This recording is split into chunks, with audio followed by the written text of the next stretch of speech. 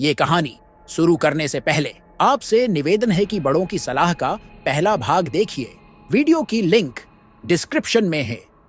जगमोहन, विराट और सनी निकल पड़े थे एक अनजान सी सफर की ओर। एक सुहाना सफर जिसे हर कोई पसंद करता है, खासकर अगर वो दोस्तों के साथ हो तो उसकी बात ही अलग होती है। सनी और विराट बहुत खुश नजर आ रहे थे, वहीं जगमोहन थोड़ा सा मायूस था, लेकिन वो भी अंदर से बहुत एक्साइटेड था इस सफर को लेकर। उन्होंने शाम 4 बजे की कैब बुक की थी, लेकिन तकनीकी खराबी की वजह से उनकी रोड ट्रिप कैंसिल हो जाती है।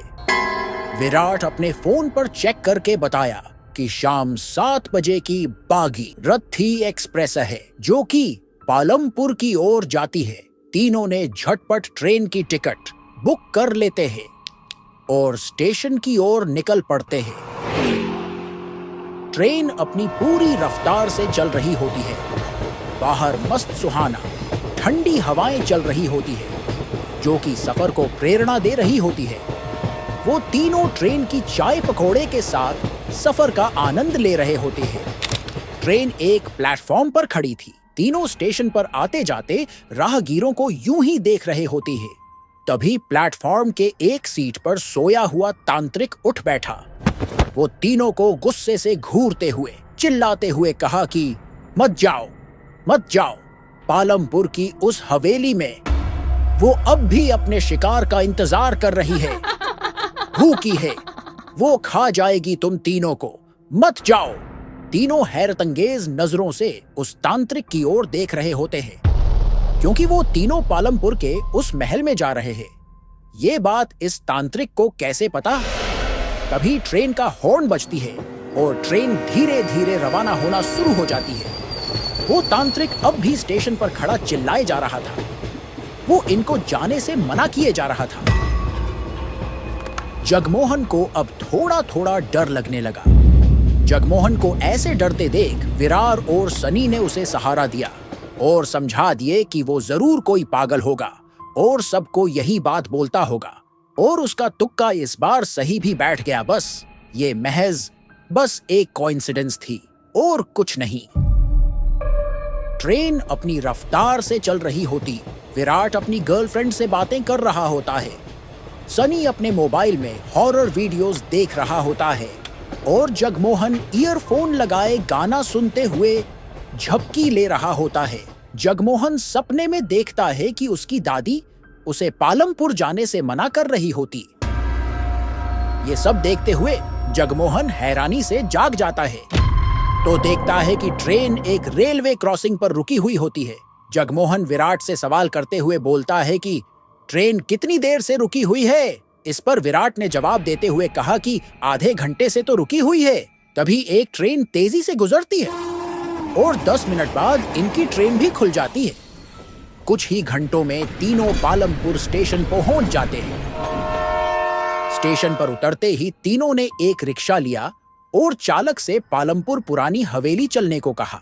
रिक्शा चालक ने उन तीनों का चेहरा ध्यान से देखने लगा और बोलता है कि इस समय वहां जाना ठीक नहीं है और इस समय क्या लोग तो वहां दिन में भी जाना ठीक नहीं समझते हैं।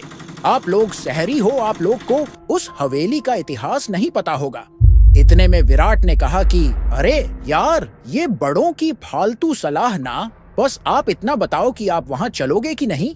रिक्शा चालक ने कहा अब जैसी आप लोग की मर्जी, हम तो आपके अच्छे के लिए ही बोल रहे थे। खैर, नाइट चार्ज एक्स्ट्रा लगेगी हर एक की। तीनों रिक्शा में बैठ जाते हैं और कुछ समय में तीनों उस पुरानी हवेली के बाहर गेट पर खड़े थे। विराट और सनी काफी एक्साइटेड थे, लेकिन जगमोहन थोड़ा शांत सा था। जगमोहन संकोच करते हुए दोनों से बोलता है कि यार, रात के 2 बज रहे हैं और हम सब यात्रा करके थके हुए भी हैं। हमें कल यहाँ आनी चाहिए। विराट बोलता है कि अरे तू उसकी फिक्र मत कर, हम बैग में शराब और छकना भी लाए हैं और आराम तो हम इस आलीशान सी हवेली में भी कर ही सकते हैं। और वो जो कोई भी भूतनी है उसको भी दारू पिला देंगे, फिर उसके साथ नाचेंगे भी। विराट और सनी जोर जोर से हंसने लगे। अरे तू डर मत, ये भूत पिशाच चुड़ैल जैसी कोई चीज नहीं होती है। ये सब बस ये गांव वालों का अंधविश्वास होती है। बस तीनों महल के अंदर जाते हैं। महल एक पुरानी खंडर जैसी हो गई थी। तीनों एक साफ जगह देख वहीं चद्दर बिछा के शराब की बोतल ओपन ही करने वाले थे। इतने में ही किसी लड़की के मधुर स्वर में गुनगुनाने की आवाज आती है। तीनों हैरानी से एक दूसरे को देखने लगे।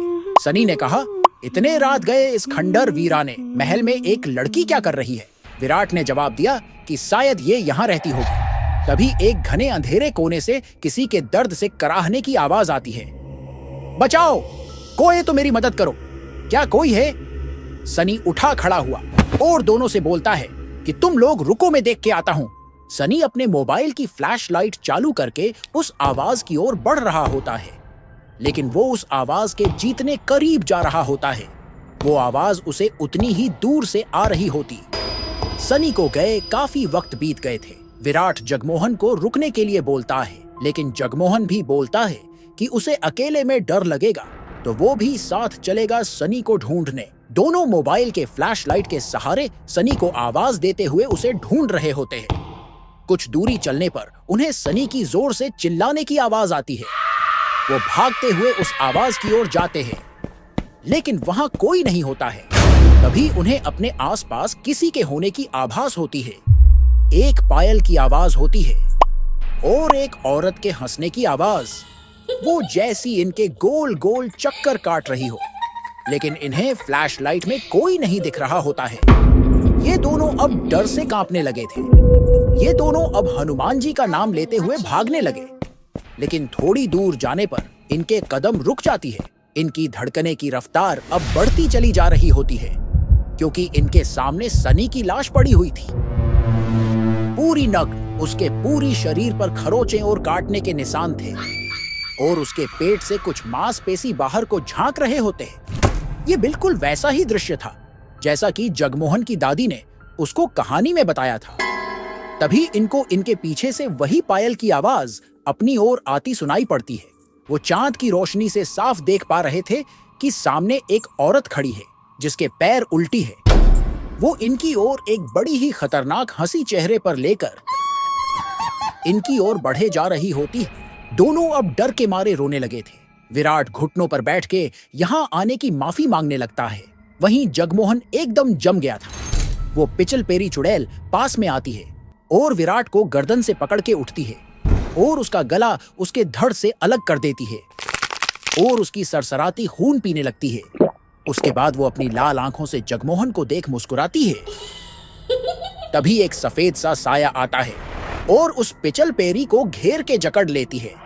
जगमोहन का शरीर अब धीरे धीरे काम करने लगा था। जगमोहन देखता है कि उस सफेद से साया में उसको उसकी दादी का चेहरा नजर आती है।